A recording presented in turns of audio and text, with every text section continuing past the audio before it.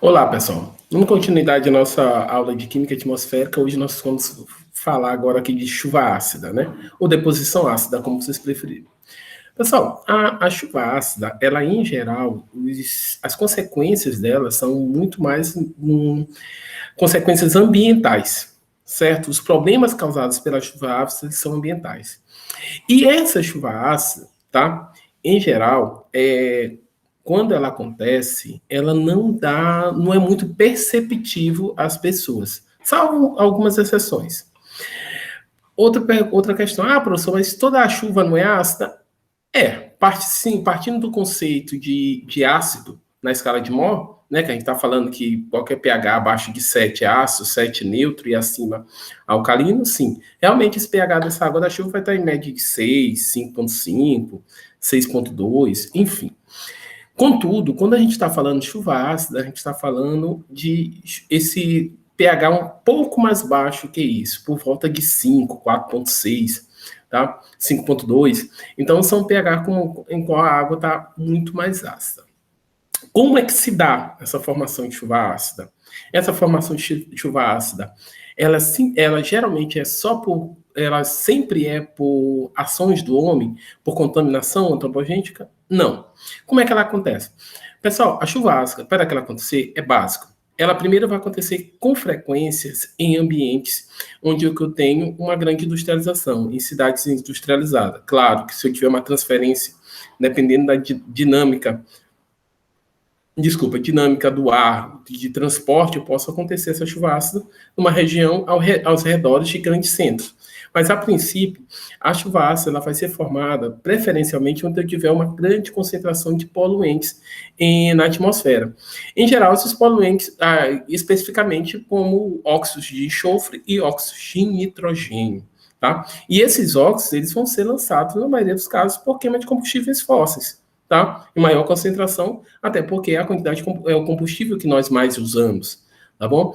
Então, quando eu tenho uma concentração muito alta desses poluentes, eu tenho um favorecimento de formação da chuva ácida, tá? Respondendo o questionamento que eu levantei ainda há pouco, a chuva ácida se dá só por ações do homem? Não. A gente tem formação de chuva ácida também por contribuição de... A gente pode dizer que o principal causador natural de chuva ácida são as erupções vulcânicas, né? Enquanto acontece aquele lançamento de muito óxido de enxofre, especialmente, mas também de óxido de nitrogênio, a gente cria um ambiente favorável que, em caso de precipitação, é assim a formação de chuva ácida. Mas também contribuições menores, como até proveniente da respiração animal, com esse lançamento de muito metano na atmosfera, pode favorecer a formação de chuva ácida. Mas, claro, pessoal, para que isso aconteça, nós temos que ter uma grande concentração de contaminantes, esses óxidos de nitrogênio e esses óxidos de enxofre no ar, tá? Porque a partir disso, com combinação com a formação da chuva, a gente tem a solubilização, a solubilização desses gases com água proveniente da precipitação e a formação de ácido sulfúrico e ácido nítrico, tá? Aí sim, essa solução desses ácidos sulfúricos e nítricos vão precipitar. E aí a gente vai ter as consequências naturais da chuva ácida, que, como eu falei ainda há pouco, elas principalmente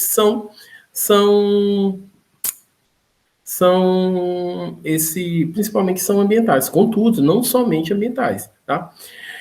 Em especial, a gente vai ter a acidificação dos lagos e solos, tá? O que isso quer dizer? A acidificação dos lagos, eu posso prejudicar ou dificultar a sobrevivência de alguns micro-organismos ou alguns organismos. No solo, essa acidificação pode dificultar o crescimento de plantas, né? Dificultar o crescimento de plantas e ainda mais dificultar a extração de nutrientes do solo. Por isso, eu vou ter um declínio das florestas. Também pela ação na superfície das folhas, causando a deterioração, né, causando danos às folhas, tá? Eu vou ter prejuízo a problemas de pele, tá? Pessoal, lembrando que quando acontecem essas chuvas ácidas, tá? por vezes o ser humano não percebe, né? Não é perceptível. Mas a gente também tem efeitos, a gente vai mostrar em detalhes alguns exemplos daqui a pouco, efeitos na destruição, claro que isso é um processo crônico, na destruição de alguns monumentos históricos, né? Outra questão. Essa questão da chuva ácida parece uma coisa assim muito, muito longe da nossa realidade, mas comumente acontece nos grandes centros, tá? A gente tem casos mais notórios, né, nos anos 80, na cidade de São Paulo, isso ainda acontece na cidade de São Paulo, em termos de cidade de São Paulo, os polos industriais próxima a Minas Gerais, no estado de Minas Gerais, inclusive no polo industrial de Camaçari, naquela região, acontece sim com frequência chuva ácida, mas o mais notório são os casos que aconteceu chuva ácida em Cubatão, acho que nos anos 80, anos 90, em que tinha um controle limitado das emissões de poluentes naquela região. Contudo, todas as regiões que têm uma grande industrialização, países e cidades que têm uma grande industrialização, têm uma tendência à formação dessa chuva ácida. Beleza? Aqui a gente vai mostrar algumas das possibilidades algumas consequências, né? A gente mostrou, né, falou rapidamente que essa chuva ácida, pessoal, uma coisa também interessante, né, que a gente quando fala de chuva ácida, ela também pode ser uma precipitação seca, ou até uma neve ácida, né? Então, quando a gente fala precipitação, a gente está falando todo tipo de precipitação atmosférica, tá?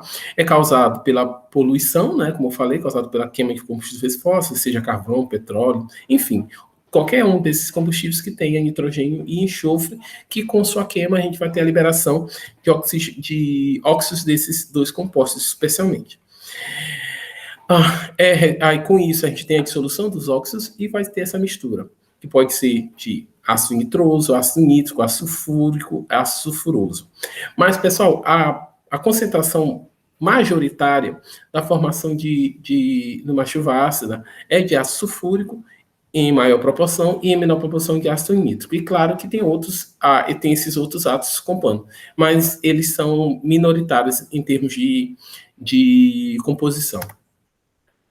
Aqui nós temos os exemplos, né, dessas reações. A gente já tem esse M, que é uma substância neutra, né, pode ser um óxido, tá, em solução, que vão contribuir na reação. E a gente tem a formação do ácido sulfúrico, tá? Como é que se dá esse processo de formação? Necessariamente, como vocês podem ver nessa sequência de reações, eu tenho o óxido de enxofre. E, naturalmente, esse óxido de enxofre vai reagir, vão ter uma série de reações radicaladas na atmosfera que vão gerar a formação do ácido sulfúrico. Da mesma forma, numa equação análoga ao que acontece com o óxido de enxofre, a gente vai ter com o óxido de nitrogênio. Cada um formando o ácido sulfúrico e o outro formando o ácido nítrico. Além de outros gases, tá? Outros gases a partir desses óxidos. Mas lembrando que as concentrações majoritárias são de ácido sulfúrico e ácido nítrico. Por isso, apresentamos aí especificamente esses dois ácidos. Aqui o percentual. Pessoal, esse percentual pode ser 70, 25, 35, 60, esse percentual pode variar. Contudo, a formação básica da chuva ácida, ela se dá com uma maior concentração de ácido sulfúrico, depois o ácido nítrico e uma concentração menor dos outros ácidos. Exemplos que foram falados ainda há pouco, de ácido nitroso, ácido sulfuroso e e outros ácidos orgânicos, outros ácidos. Tá? Aqui a gente tem os efeitos, né, da chuva. Pessoal, peço desculpa pelos slides, né, são um pouco antigos, né, essas figuras, mas foi que eu encontrei com explicação mais prática, tá bom? A gente tem o efeito da chuva no solo. Essa acidificação do solo, ela vai reduzir o crescimento, né? Não sei se vocês sabem, mas a gente tem, por exemplo, quem cultiva, né, quem tem planta, tem muito de comprar cal, né? Eu vou fazer a calagem do solo. A calagem que a gente faz no solo é especialmente quando o solo naturalmente está ácido, então é uma forma de corrigir o pH do solo para melhorar melhorar o ambiente para ter uma boa plantação, para que a plantação cresça de forma adequada. Então, de cara, a gente observa que a acidez do solo ela não favorece um bom crescimento de plantações. Então, essa acidificação do solo, ocasionada pela chuva ácida, ela vai reduzir o crescimento das plantas, inibe também a decomposição bacteriológica, porque esses micro-organismos não se adaptam muito bem ao ambiente ácido, tá? Reduz também a fixação do nitrogênio e favorece a lixiviação de nutrientes que são importantes para o fortalecimento e crescimento das plantas. Tá? Outra questão que tem da questão das chuvas ácidas, a gente está falando da questão da mortandade dos peixes. Na questão das mortandades dos peixes tem uma coisa interessante, porque com o meio ácido, né, uma das coisas que a gente vai ter em solução, em um meio mais ácido, a gente vai ter em solução o alumínio. Não, então onde saiu esse alumínio? Da chuva ácida? Não. Eu posso ter esse alumínio já na forma de óxidos e hidróxidos no corpo d'água, na estrutura rochosa da bacia hidrográfica, e com o ambiente mais ácido, eu vou ter disponibilizado esse alumínio no corpo d'água livre. Eu vou ter esse alumínio disponível no corpo d'água. E esse alumínio, o alumínio, ele é tóxico para os peixes, tá? Aí o que acontece? Como o peixe não me explique como é que se dá esse mecanismo, não sei explicar como é que se dá esse mecanismo, mas em condições que ele percebe que o ambiente está adverso para a manutenção da vida, como, por exemplo, uma toxicidade por alumínio, que pode levá-lo à morte, ele foge para o fundo, para áreas mais profundas do corpo d'água. E quando ele foge para essas áreas mais profundas do corpo d'água, ele acaba chegando num ambiente que mais anóxido. Então, acaba morrendo por falta de oxigênio dissolvido na água naquela região. Então, acontece esse efeito nele, no desespero, né, do peixe de fugir da toxicidade na superfície da água, acaba se refugiando no fundo, e no fundo acaba morrendo por ser um ambiente mais anóxido, tá, do peixe. Então, acaba que tem esse efeito, a chuva ácida em corpos d'água, tá bom? Quando a gente fala dos monumentos, a gente tem aqui um exemplo, né? Que esses monumentos, mas aí a gente vai ter ele à base de calcário, tá? E esse calcário, como a gente pode ver pela equação abaixo, né? Esse carbonato de cálcio, tá? Ele, quando reage com ácido fúrico, eu vou ter a formação de CO2 e sulfato de cálcio. Pessoal, esse sulfato de cálcio, ele é mais frágil, pensem uma estrutura uma estrutura ferro metálica, tá? E então, quando ele acontece ele é umedecido, né? Frequentemente, a gente percebe a formação daquela crosta, né? Aquela crosta irregular da hematita, né? Do ferro oxidado, que a gente passa a mão e quebra. Assim mesmo funciona com os monumentos. Né? Eu tenho a ação do ácido sulfúrico, né, que vai transformar esse carbonato em um sulfato. Esse sulfato é como se fosse aquela crosta, mas facilmente ela é tirada, inclusive com o dedo, ou com o vento, ou com uma chuva comum.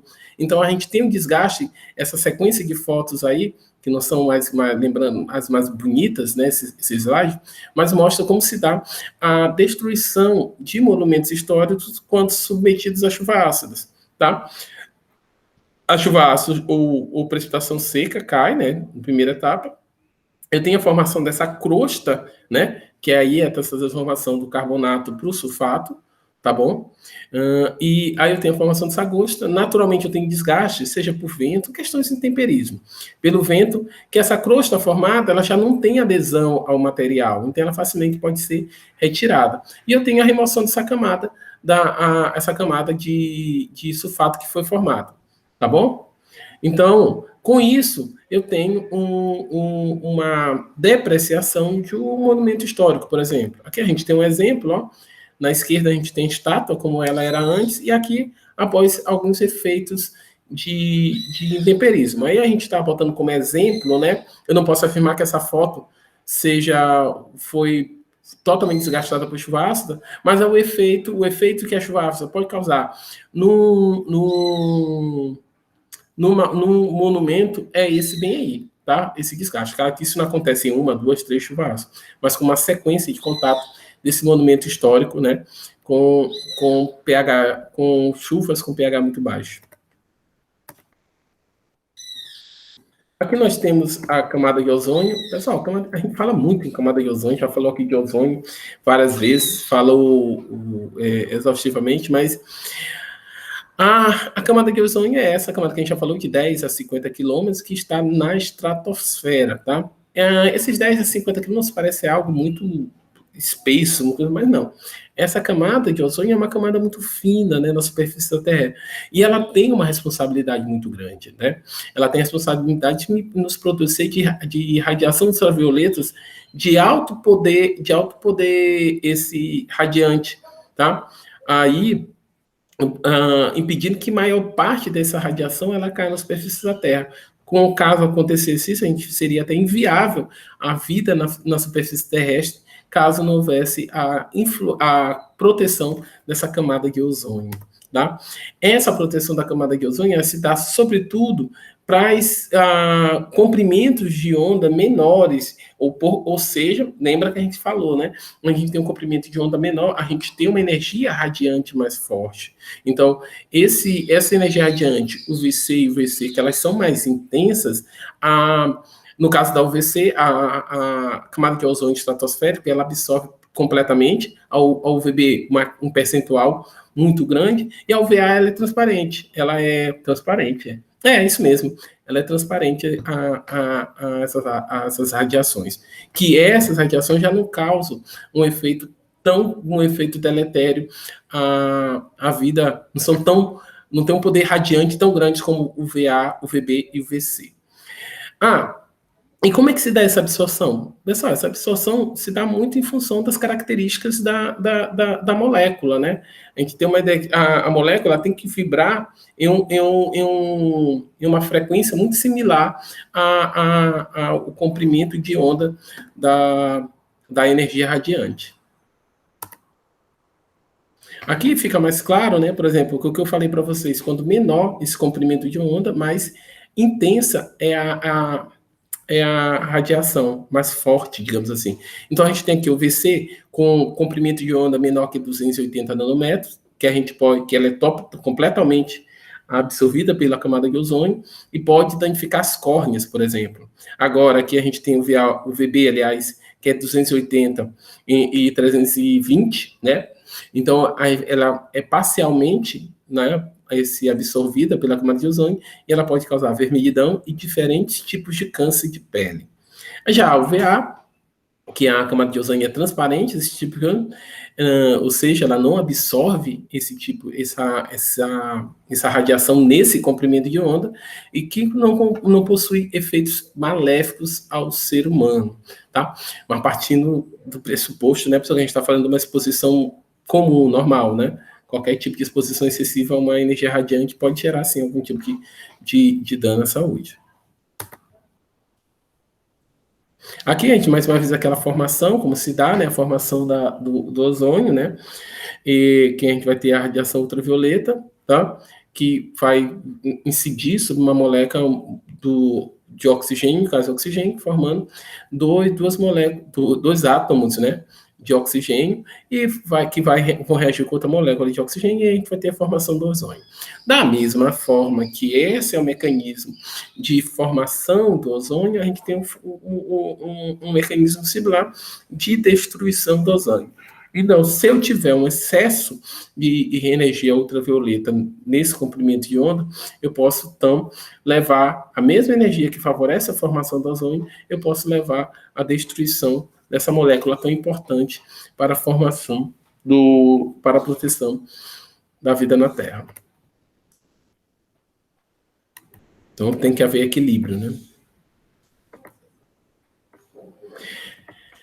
Esses pesquisadores, né, o Molina e o Howland, em 1940 descobriram a importância, né, dos clorofluorcarbono na destruição da camada de ozônio. Perceberam que essas substâncias elas contribuíam muito para a redução, né, quando a gente fala redução, pessoal, estou falando da diminuição da espessura da camada de ozônio. Aí a gente tem um mecanismo dessa destruição que dá com um radical de cloro, né? Um radical de cloro reagindo com ozônio e tem a destruição dessa molécula, transformando em oxigênio. tá? E essas reações vão acontecer, elas vão ser autocatalíticas, porque elas vão acontecer e eu vou criar mais um radical, que esse radical também vai destruir uma molécula de ozônio. Aqui a gente tem uma figura que mostra mais ou menos, fica mais notória como se dá o mecanismo de reação. Por exemplo, aqui na figura 1, né, a gente tem uma sequência de 1 a 8, ok? Na 1, a gente tem aqui a molécula de ozônio e a molécula de clorofluorcarbono, tá? Pessoal, para quem não lembra, esses clorofluorcarbonos eram muito comuns, parou-se, né, de usar, mas eles eram usados em refrigeração, em aerosóis, então praticamente tinha muita coisa e a gente lançava muito esse CF6 na atmosfera, tá? Ah, professor, não tem mais esse CF6? Não, tem. Esses CF6, eles têm um tempo minha vida muito alto, então eles ainda estão, eu foi falado antes, né, quando eu falei lá de tempo de residência na atmosfera de algumas substâncias e gases, então os CF6 têm um tempo de permanência muito grande.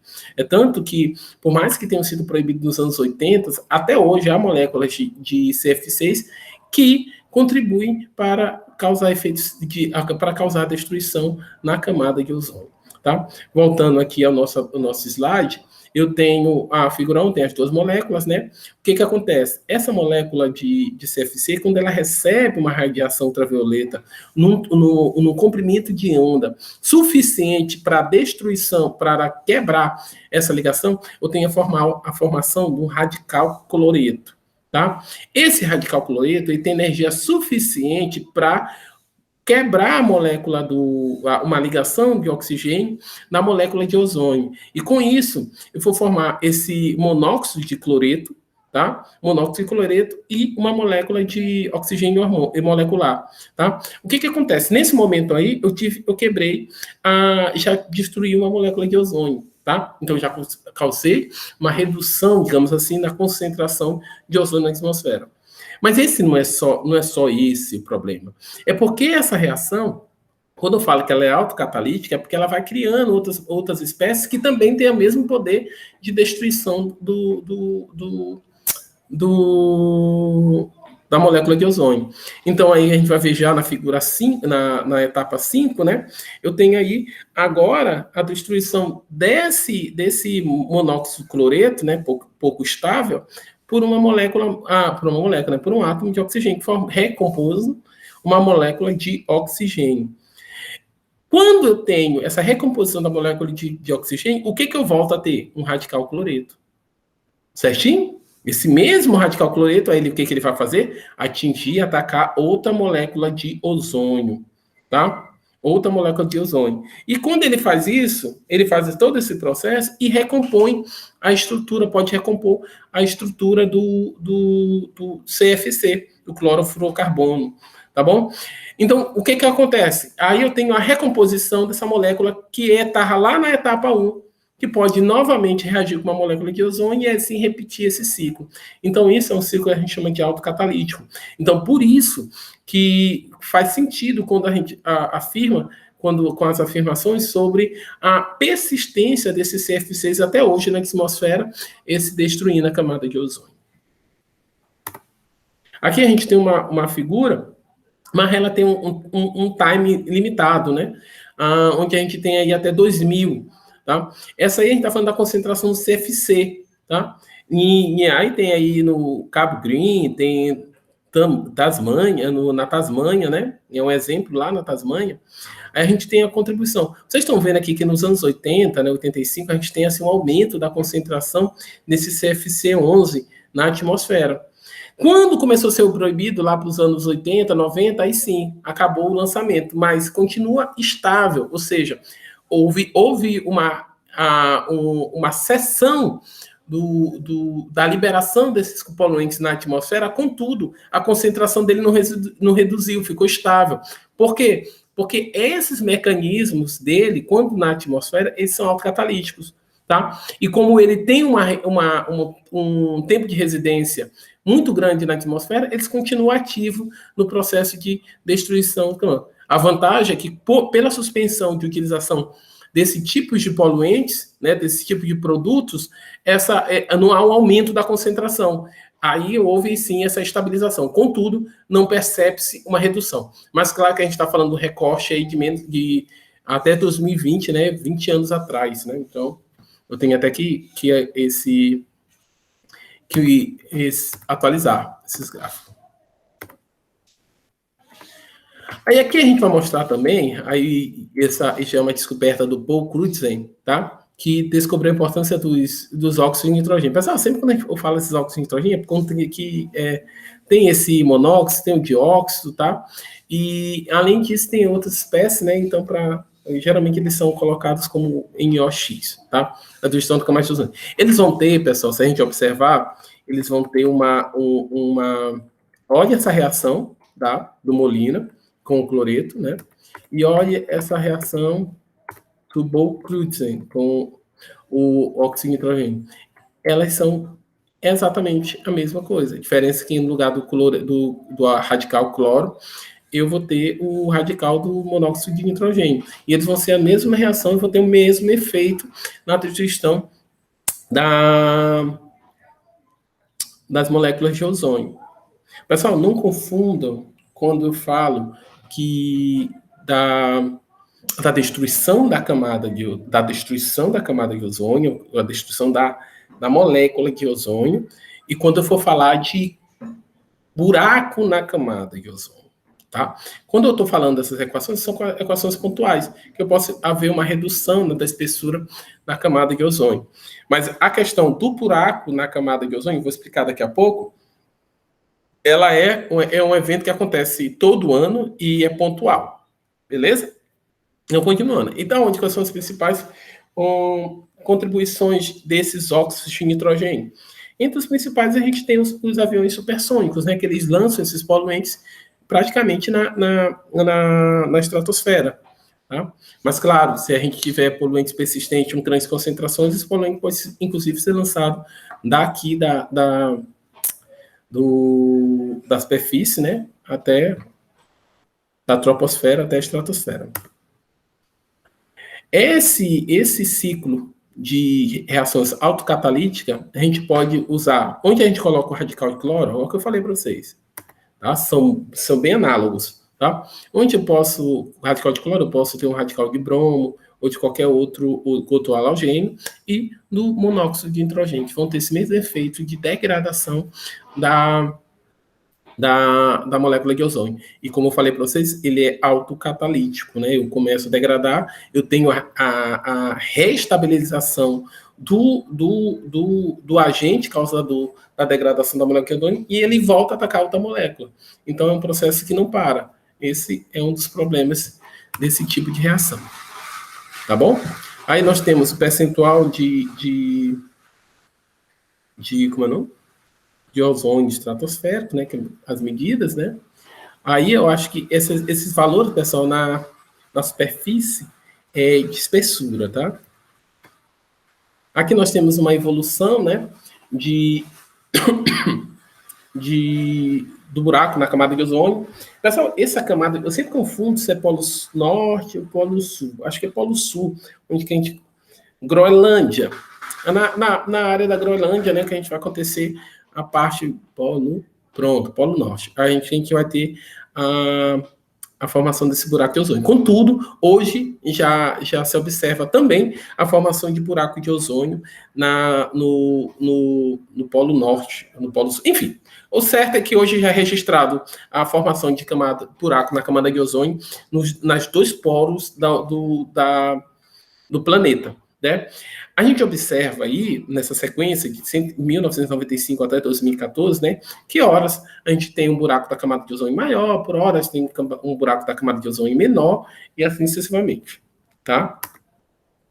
Qual é a questão? É que no decorrer desses anos, por vezes, a gente tem quando se recompõe, quando esse buraco da camada de ozônio ele se fecha, eu tenho aí uma reconstituição que passa que aquela película de proteção ela está mais fina. Então, nesse processo de formação dessa camada do buraco da camada de ozônio, eu tive uma perda na quantidade de ozônio para proteger a superfície da Terra. Já vou explicar melhor como é que se dá essa formação. Pessoal, aí a gente tem já um gráfico que já deixa mais claro, né, como é que se dá aí essa variação do buraco da camada de ozônio, tá? Aqui a gente tem isso mais claro, tá? Eu tenho períodos que eu tenho mais, menos, eu tenho um buraco maior, aí a gente está tendo o recorde, até esse valor de 2018 foi com 26,6 milhões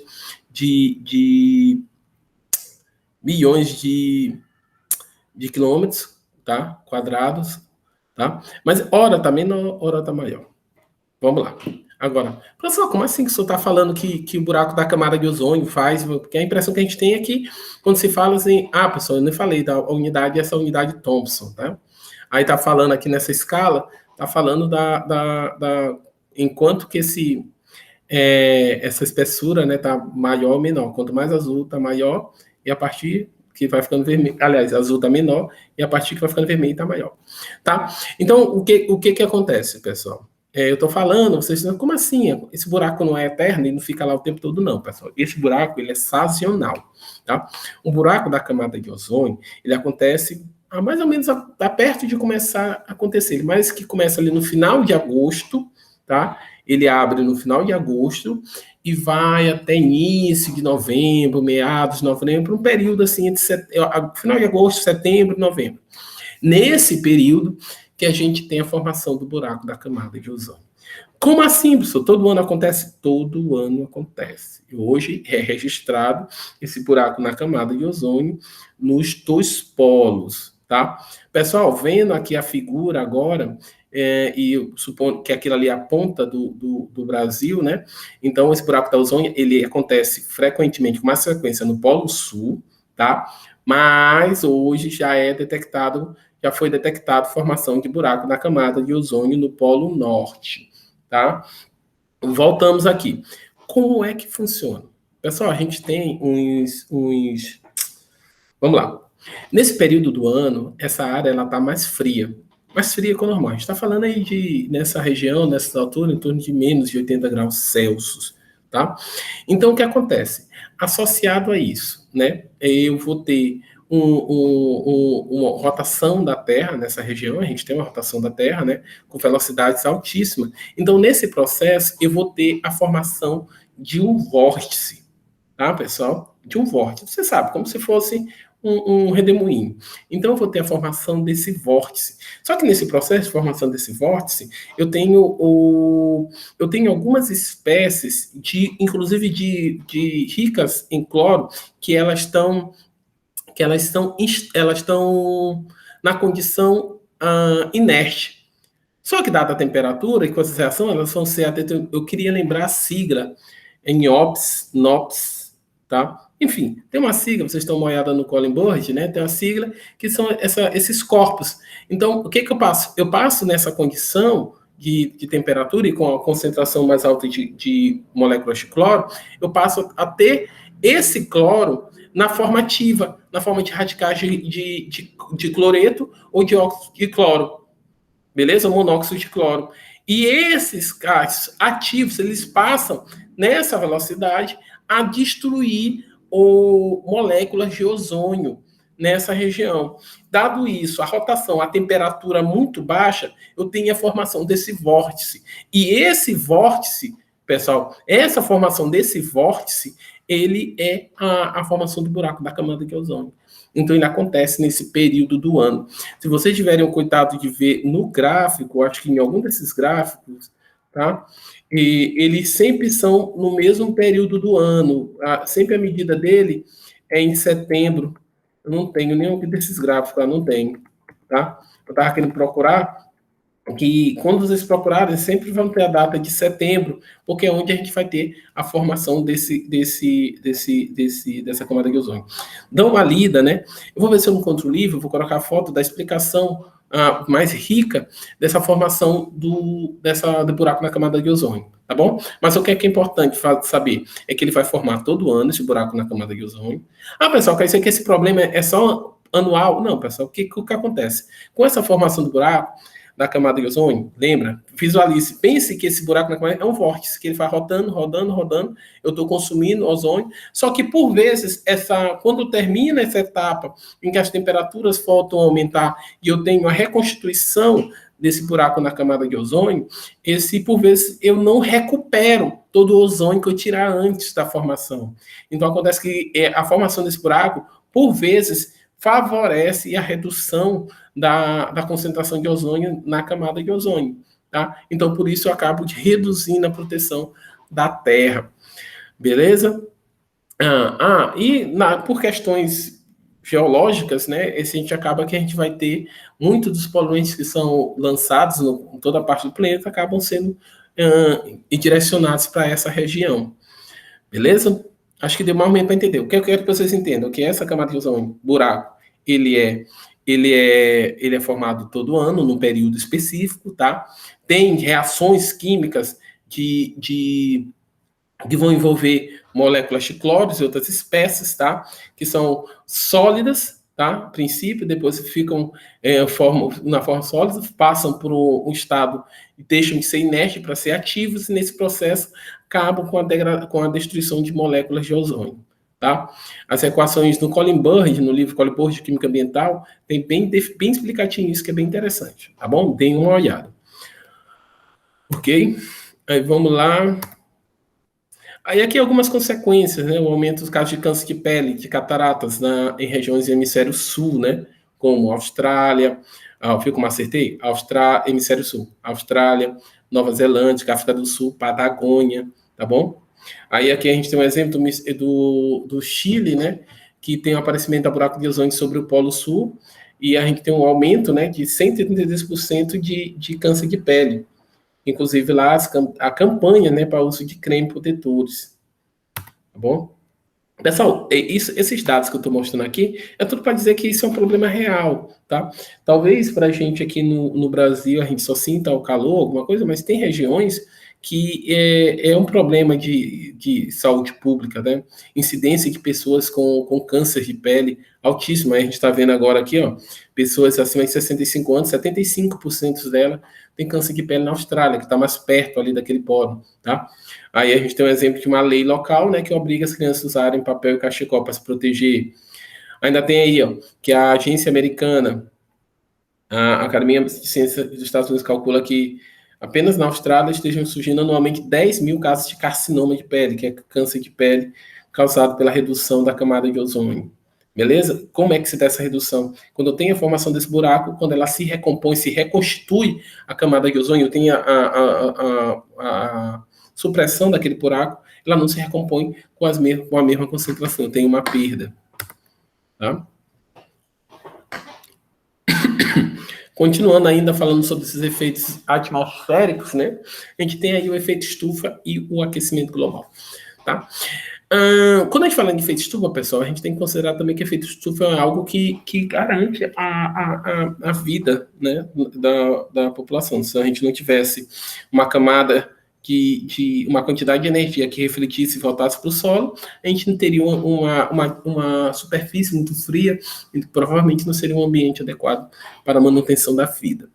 A questão é quando esse efeito se dá de forma mais intensa, quebrando o equilíbrio, tá? E como é que se dá essa mais intensa?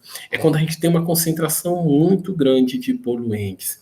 Então, quando eu tenho uma concentração muito grande de poluente, eu reduzo a quantidade de radiação que escapa, como a gente está vendo aí nessa seta de cima.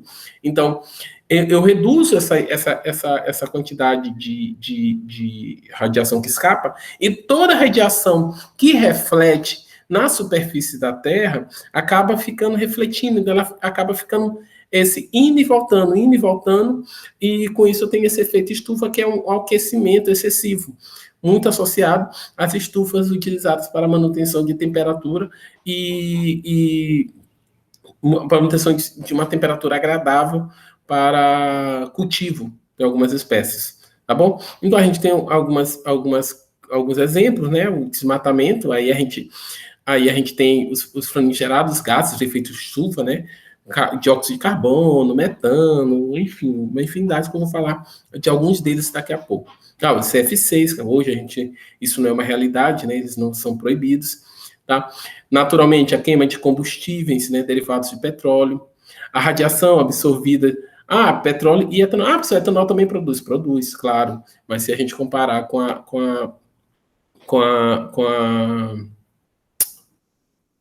a gasolina, por exemplo, que é o combustível que o etanol substitui, a gente vai ter um retorno ambiental melhor, tá? Desculpa. A radiação absorvida pelos gases de efeito estufa reflete e aí a gente vai ter um aumento da temperatura.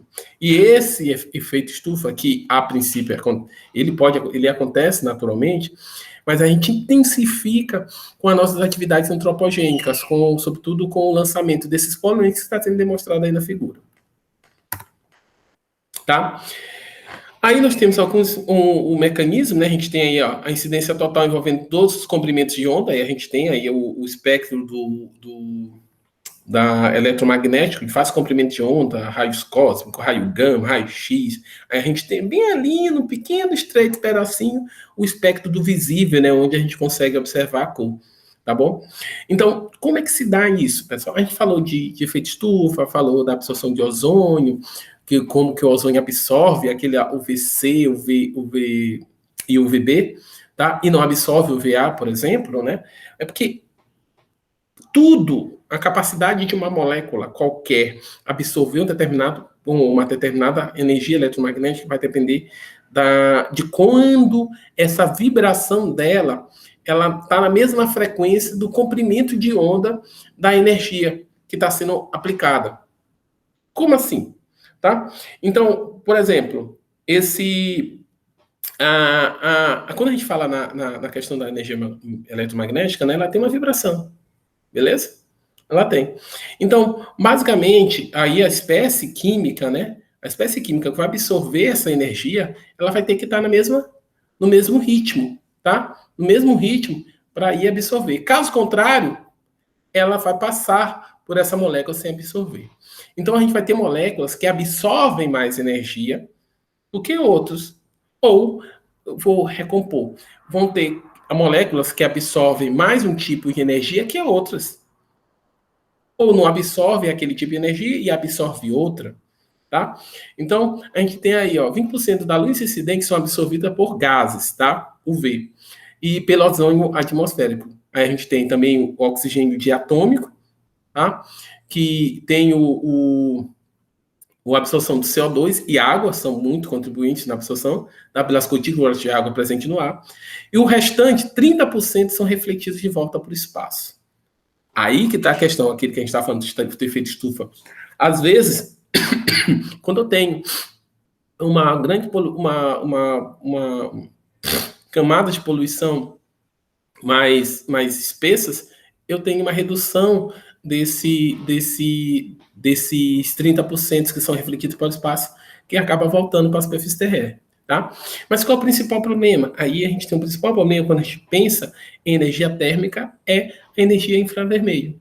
Tá? Se eu absorvo numa determinada altura da atmosfera, nas alturas mais baixas, energia infravermelho, naturalmente eu vou ter uma temperatura mais alta. Quando a gente fala em calor, energia térmica, e está associado a energia eletromagnética, a gente está falando em energia térmica, a gente está falando em infravermelho. Beleza? Aqui a gente tem uma escala, né, de elevação da temperatura global. Outro dia vi uma reportagem, tem 3 semanas, né, uma reportagem falando que eu não sei, pessoal, eu sempre confundo Antártida com qual hemisfério que é, peço desculpa por isso, tá? Mas a gente teve um aumento ali, acho que foi na Groenlândia, né, foi registrado a temperatura mais alta, né, 18 graus, 0,6, 0,4, uma coisa assim, é um recorde. E recentemente, né, no caso aqui, a gente está vendo uma série de eventos climáticos extremos, né, na Europa, com um histórico de 20 anos que nunca tinha acontecido algo parecido, né? A gente tem hoje tem registros de enchentes na Alemanha, na Bélgica, né? E na mesma semana A gente tem altas temperaturas nos Estados Unidos, com as pessoas morrendo, inclusive, por conta dessa alta temperatura. Então, a gente tem vendo eventos climáticos extremos que são muito associados ao aumento da temperatura global. Professor, mas um planeta, naturalmente, ele não aumenta a temperatura? Sim, ele tem uma questão de aumento de temperatura e que, se a gente observar, aí, nesse gráfico, entre 1920 e 1980, esse aumento, um ano ele era maior, outro ano é menor, ou seja, tinha uma estabilidade. Mas a partir que a gente tem uma proliferação, né, dos meios de produção e utilização de combustíveis fósseis, a gente tem que essa estabilidade desse aumento de temperatura, ele é perdido. Então, tem uma excessiva elevação da temperatura. Então, a gente observa aí, esse gráfico rapidinho, dá uma ideia do que esse aumento de temperatura do planeta nos moldes, na velocidade que tem sido aumentado hoje, se dá muito pela contribuição da ação do homem. Tá? Pronto. Aí, como a gente está falando de absorção de energia, né, pelo efeito gasoso, a gente está falando de infravermelho, é temperatura, tá? Então, o que eu vou mostrar para vocês? Aqui as moléculas, aqui a gente tem praticamente alguns movimentos da molécula. Eu vou dessa formação axial, né, que é esse processo aqui de esticar, né, de esticar para um lado aqui nesse eixo, né, a gente chama de estiramento. Aí eu tenho outra molécula, né, que eu vou ter um estiramento assimétrico, né, eu vou ter, como a gente pode ver assim, a gente está vendo essa molécula, né? Ora eu vou ter uma esticando mais que a outra esticando menos que a outra, então a gente vai ter esse movimento assim da molécula, tá bom? Tá? Esse é um estiramento assimétrico. Tá? A gente tem a deformação angular, em que eu tenho o distorcimento da molécula. Pessoal, esses movimentos da molécula eles não acontecem assim e param, não. E fica assim. Se é um estiramento, é assim. Essa velocidade, tá? A frequência com essa molécula, ou ela tem uma deformação, ou ela tem um estiramento, ou ela tem uma deformação angular, ou ela tem um cissaiamento, ou fora do plano, isso se está assim, ó, de forma contínua e repetida. E essa frequência que se dá esses movimentos, essa interação da molécula, se essa frequência ela for similar, né, com a frequência da irradiação que ela tá sendo submetida, ela absorve, certinho? Então, digamos que essa energia, a radiação que está sendo incidida nessa molécula, não tem a frequência similar dela. Ela é transparente, ou então ela reflete, tá? O certo é que ela não absorve, então tem que ter uma frequência específica. Por isso que nem todas as moléculas interagem da mesma forma com diferentes fontes de radiação eletromagnética. Beleza? Aí a gente tem um exemplo, né, de esses átomos coincidem com os átomos livres e moléculas atômicas de oxigênio e nitrogênio, tá? Aí aqui a gente tem uma figura, né, que mostra, que a gente está vendo nesse gráfico, a gente tem um comprimento de onda de entre 4 e 5, né, e ali entre 14 e 16. O que acontece? Nesse comprimento de onda tem uma intensidade, né, de radiação transmitida, ou seja, ela absorve e reflete, ela acaba refletindo a radiação nessas condições. O que me diz? Me diz que essas moléculas aí, que é a molécula de dióxido de carbono, nesse comprimento de onda, radiação nesse comprimento de onda, ela vai refletir, tá? Aí a gente está falando de 14, comprimento aí está na unidade de 14 micrômetros, tá bom? Então, olhando aqui do lado, a gente tem que a molécula de dióxido de carbono, ela absorve, né, essa luz, esse infravermelho, o infravermelho térmico, refletida, possui um comprimento de onda na região entre 14 e 16, como eu falei, né, e uma porção considerável compreendida entre 12, 14 e 16 e 18, tá? Que são as variações de energia ocasionadas pelo movimento rotacional com a energia alterada. É isso que eu estou falando. Esse comprimento de onda em qual a energia absorve, ela está de acordo com as coincidências dos movimentos rotacionais que aquela molécula ela faz, tá? Então, por isso que Eu estou fazendo todo esse malabarismo com minha mão de movimento de molécula para mostrar para vocês que por que algumas moléculas elas são mais eficientes na absorção e reflexo ou reflexão de algum tipo de energia e outras não. É em função desses movimentos moleculares que essa molécula tem. Eu posso ter uma irradiação que eu incido sobre a molécula e a molécula não vai absorver, tá? E essas características específicas das moléculas que fazem que, por exemplo, quando a gente pensa na química analítica, consegue desenvolver métodos de determinação e identificação de diferentes moléculas, tá? Ou até de construção de molécula em função dos movimentos dela, seja por ultravioleta, seja por infravermelho, tá bom? Continuando, a gente tem aqui, ó, que fica mais claro aqui nesse coisa que a gente tem aí do dióxido de carbono, a gente vê como ela absorve. A gente está vendo aqui, ó, a gente tem a absorção ali da água, né, em comprimento de 7,1 micrômetro, né, da água e do metano, tem uma absorção a gente está falando de infravermelho, tá, pessoal? Absorção ali do ozônio ali próximo de 10, a quantidade de energia absorvida aqui, ó, no comprimento próximo a 15 micrômetros do dióxido de carbono, tá? E da água. Então, nessa região aqui, a gente tem uma grande absorção, tá? Proveniente do dióxido de carbono e de moléculas de água, do vapor d'água na atmosfera.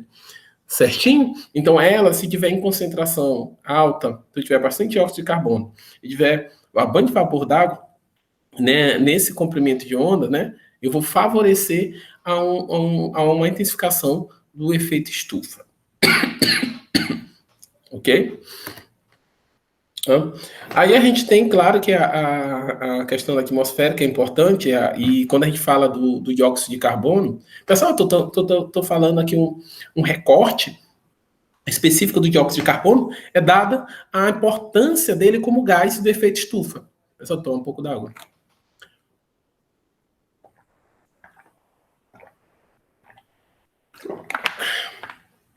Estou fazendo esse recorte em função da importância do CO2 como gases do efeito estufa. Por que o CO2 é o mais danoso? Não, mas é o que a gente tem maior quantidade, por isso é algo que tem que ser desculpa. É algo preocupante. É tanto que no protocolo de Paris, uma das preocupações é que seja reduzido estabelecido que seja reduzido essa emissão de CO2. Quando a gente pensa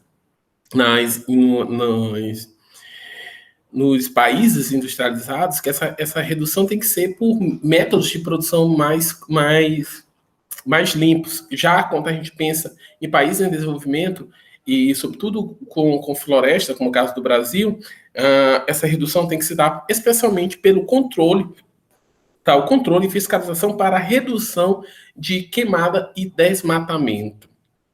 Tá bom? Recentemente, né? Eu não li a reportagem, mas teve um levantamento, né? Uma matéria, né? Falando, né? Eu não li a matéria, peço desculpa, mas falando sobre fazendo uma previsão que hoje a Amazônia ela produz mais CO2 do que consome. Tá? Então, eu não tenho mais aquela questão de produção neutra de CO2 da Amazônia, né? Que ela produzia e depois consumia, não. De acordo com essa matéria, eu tenho hoje uma produção maior do que a extração, muito em função da queimada e do desmatamento da Amazônia, tá? Que recentemente tem sido intensificada, tá? E com pouca fiscalização. Tá bom?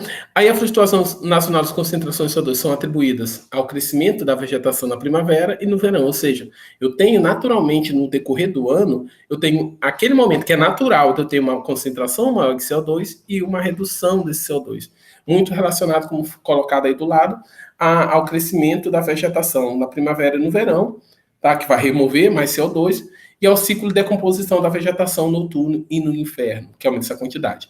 Aí nós temos a equação, né? Onde a gente vai ter, mais uma vez, desculpa, né? Formação de polimérico, um hidrocarboneto qualquer. Hidrocarboneto não, né? De uma espécie orgânica X.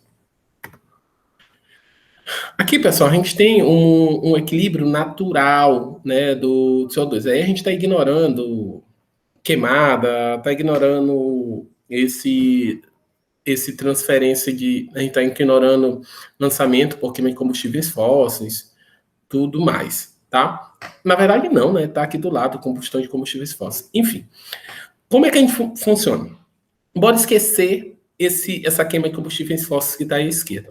Quando a gente olha esse quadro, tá? A gente vê aqui, ó, lançamento floresta tropical e consumo de outra floresta. Eu tenho o lançamento, né, de CO2 de 1,6 e tem a absorção de 1,8. Então aí eu tenho uma perda líquida, né, de CO2 de 0,2, ou seja, eu tô absorvendo mais do que estou lançando.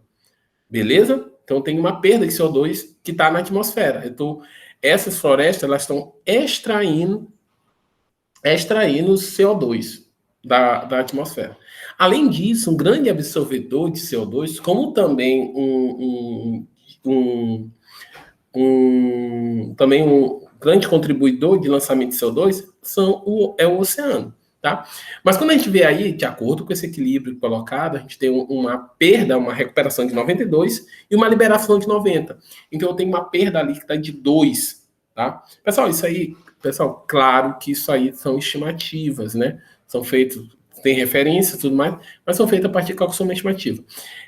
Aí eu tenho essa perda, e inclusive, às vezes, por vezes, essa perda ela é perene, porque eu tenho a formação desse CO2, ele combina com material orgânico e forma segmento na superfície do oceano, tá? Nas profundezas do oceano, melhor falando, tá bom? Então, o que eu estou mostrando aqui? Ignorando a combustão de combustíveis fósseis, eu tenho um equilíbrio natural do CO2 que se mantém na natureza, certo?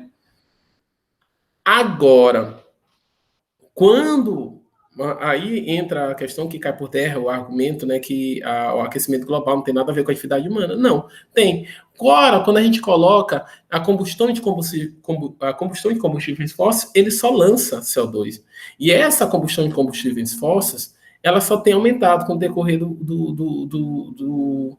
dos anos. Então, eu estou lançando uma quantidade excessiva de CO2 que eu não tenho um equilíbrio para retirar.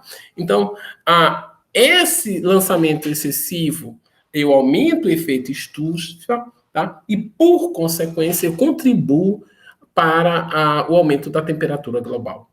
Tá bom? Continuando, isso aí foi só para vocês mostrar que, em questões, naturalmente, o equilíbrio está estabelecido, tá? Contudo, a gente tem um incremento da atividade humana, que não tem como entender, né, que o lançamento desses poluentes, dessas quantidades de gases do efeito estufa, não vão contribuir, não são responsáveis, não são coautores no aumento da temperatura global e associar que esse evento, essa questão climática é um processo puramente natural, porque quando eu falo que algo é natural, o que tem por trás de eu falar que é algo natural? É que se é natural eu não posso fazer nada. Eu não tenho culpa, eu não posso fazer nada.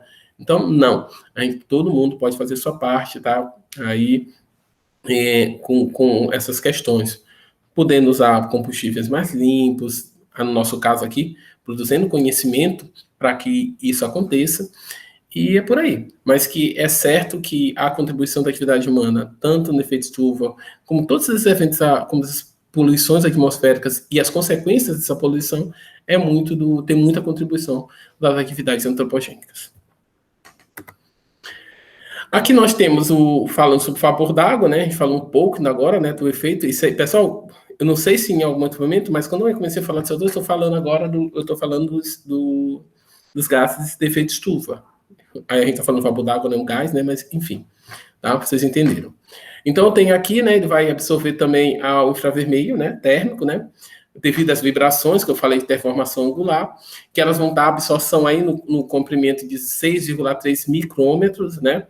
Quase toda pequena quantidade de infravermelho refletida na região de 5,5 e até 7 micrômetros interceptada pelo vapor d'água. Ou seja, isso aumenta a energia rotacional da molécula da água, sem qualquer variação de energia. Então, ela absorve essa luz infravermelha térmica no comprimento de onda igual, e mais também no comprimento de 18 18 micrometros. O que eu falei aí, que eu li, me embaralhei tudo?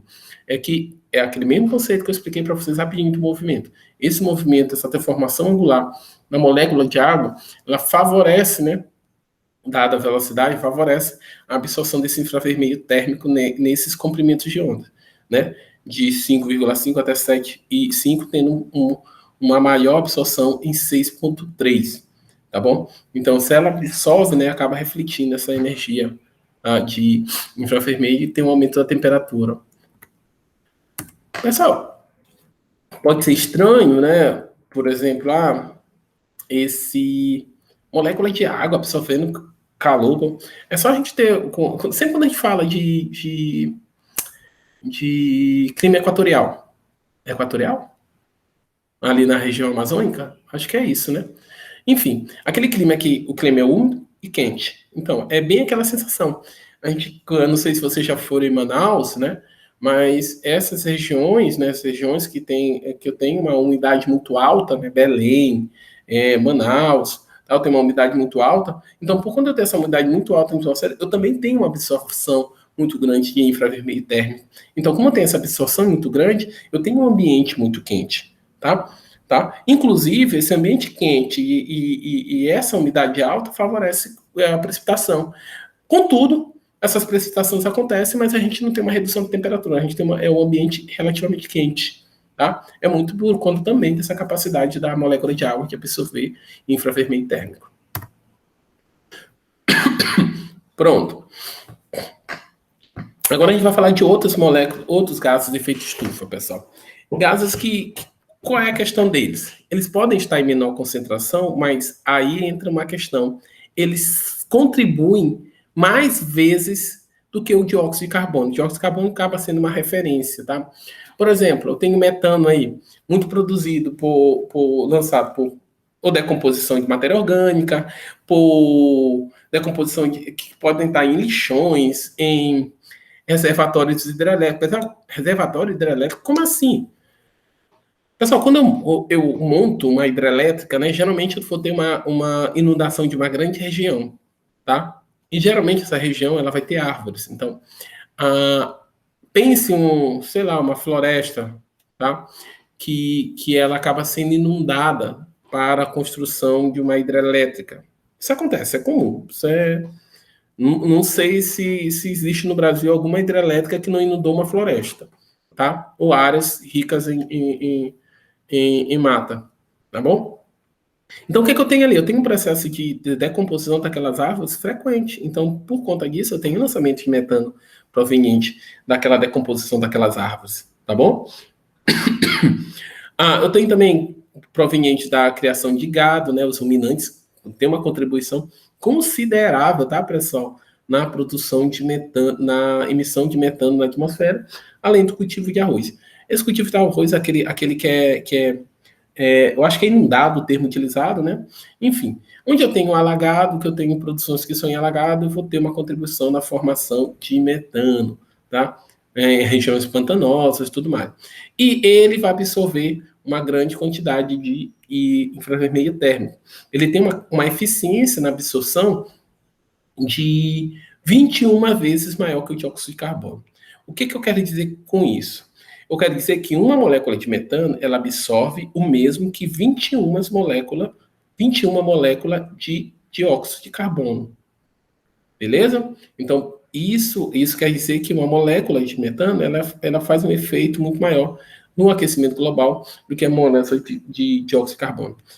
Por isso, inclusive, que quando tu tem estações de tratamento de esgotos, que tu tem a geração de metano, esse metano é queimado e transformado em dióxido de carbono. Beleza? O ideal? Não, o ideal fosse que esse metano fosse aproveitado como biogás e desse alguma produção de energia. Tá bom? Além disso, a gente tem o óxido nitroso, que está aí, N2O. Tá? Esse aí, por sua vez, ele vai ser ainda mais eficiente no processo de absorção de infravermelho térmico, 206 vezes maior que o CO2. Tá bom? Denis, a gente tem o hexafluoreto de enxofre, né, SF6, né, que ele já vai ser 23.900 vezes mais ativo do que o dióxido de carbono, a gente vai ter o hidrofluorocarbonos, vai ter os perfluorocarbonos. Pessoal, esses hexafluoreto de enxofre, os hidrofluorocarbonos, perfluorocarbono, eles já são substitutos, né, para os CF6, tá? Por vezes eles são utilizados. Tá aqui, né? Utilizados como substituto, né, para os clorofluorocarbonos de refrigeradores que agridam a camada de ozônio. Contudo, eles não são tão eficientes na agressão à camada de ozônio, mas são gases de efeito estufa com uma grande eficiência de absorção de infravermelho infravermelho térmico, tá bom? Então, aí a gente está falando, né, que para dar um panorama geral, né, que a temperatura média global da superfície são maiores nos últimos 5 séculos. A temperatura média global da superfície aumentou de 0,74. Professor, quer dizer que a gente está falando de aumento de 0,74 graus Celsius nos últimos 100 anos? Isso não é nada. Vamos lá. A gente parte do pressuposto que o planeta é um corpo vivo, né? Vamos pensar que é um corpo vivo, porque no final das contas é isso mesmo, tá? Se o planeta morre, nós morremos juntos. Isso aí não é drama, é fato, tá? Vamos pensar que é um corpo. A nossa temperatura média corporal ela é 36,5 graus Celsius. Beleza? Beleza. Pessoal, se eu tenho uma temperatura corporal de 37, o que acontece? Eu estou doente. Tá? Um aumento de 0,5 graus Celsius na temperatura corporal minha, sua, é um indicativo que a gente está doente. Tá? Minimamente, eu tenho um processo infeccioso no meu corpo. Beleza? Então, essa variação de temperatura, ela indica, tá, que algo não está correto no planeta. Assim como uma temperatura mais alta, ela disse não. Professor, se fosse mais baixa, a gente não. Mesma coisa. Tua temperatura é 36, tua temperatura média corporal é 36,5. Se tua temperatura tiver 36, tu tá com hipotermia. Tu pode morrer. Tá? Então, a mesma coisa é isso. Então, essa temperatura... Pessoal, aí eu tô falando uma coisa simples. O nosso corpo, dentro da complexidade que é o planeta, é bem simples. Tá bom? Então, uma elevação dessa temperatura, por mais que seja menos que 1 grau, né, a gente tem intensificação de eventos climáticos extremos. Secas mais extensas, enchentes mais intensas, temperaturas extremamente mais baixas em algumas regiões, temperaturas extremamente mais altas em outras regiões, e em regiões, inclusive, que não tem comumente esse tipo de eventos climáticos. Mas é por aí. Então a gente já tem esse registro, né? E eu dei a informação para vocês aí de atual, né? Que de uma temperatura registrada, eu não lembro, eu acho que é Groenlândia, pessoal, tá? Que é a temperatura de 18,6, a temperatura mais alta já registrada, tá? Continuando, né? Caso não se atue neste aquecimento de forma significativa, espera-se observar ainda nesse século um clima bastante incomum, podendo apresentar, por exemplo, um acréscimo médio de temperatura global de 2 graus a 5,8 graus Celsius. Isso é um relatório do painel intergovernamental sobre mudanças climáticas de 2007, tá? Esse painel, pessoal, se vocês tiverem curiosidade de pesquisar na internet, vocês encontrarem já tem informação do aumento. Tem uma escala de aumento de temperatura, inclusive até atualizada agora de 2017, 2021. Tá bom? Então, sim, esse aquecimento global é dado e causa uma série de problemas. Tá? Eu podia aqui falar, por exemplo, de um evento natural que a gente tem, para vocês terem, só para vocês perceberem, né, como o aumento da temperatura, por menor que seja, ela causa efeitos sérios à questão ambiental. A gente tem lá em linha, né, El Niño, né, que são o aumento da temperatura do oceano. Eu não sei qual é o oceano, pessoal, tá? Que só esse aumento da temperatura do oceano causa um monte de problemas que a gente tem em climáticos aqui, especialmente no Brasil, mas causa no planeta todo. Então a gente vê o quanto essa temperatura global ela é importante para o equilíbrio do meio ambiente, por consequência, o equilíbrio das condições de vida da humanidade. Beleza? Pessoal, o que eu queria falar era isso por aqui. Até a próxima.